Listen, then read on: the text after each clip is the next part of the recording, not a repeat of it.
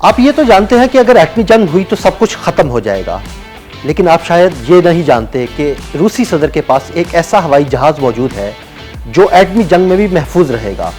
آئیے اس ہوائی جہاز کی خصوصیات پر ایک نظر ڈالتے ہیں۔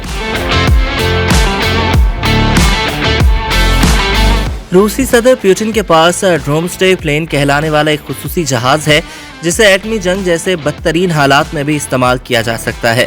ایک رپورٹ کے مطابق یہ جہاز فلائنگ کرملن یا میکسٹوم کے نام سے بھی جانا جاتا ہے۔ رپورٹ میں کہا گیا ہے کہ روسی صدر یہ بڑا جہاز اس وقت استعمال کر سکتے ہیں جب بالفرض سب کچھ تباہ ہو جائے گا۔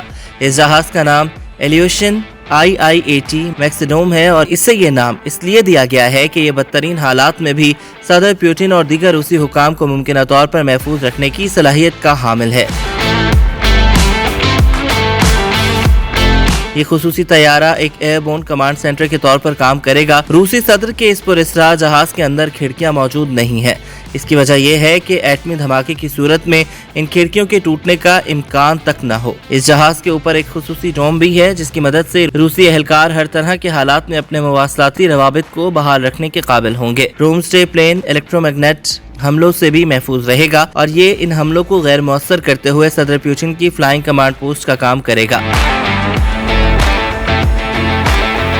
ڈومسڈے پلین کا ایک خصوصی فیچر یہ بھی ہے کہ اسے فضا میں ایندھن بھی فراہم کیا جا سکتا ہے، اس لیے یہ جہاز بہت طویل دورانیے تک زمین سے دور رہنے کی صلاحیت رکھتا ہے۔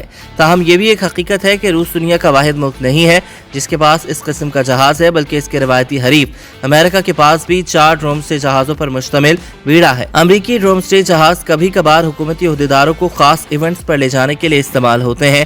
یہ خصوصی جہاز بہت کم افراد نے دیکھے ہوں گے، لیکن اگر کبھی یہ فضاؤں میں اڑتے پائے گئے تو یہ اشارہ ہوگا کہ کچھ بہت ہی برا ہو رہا ہے۔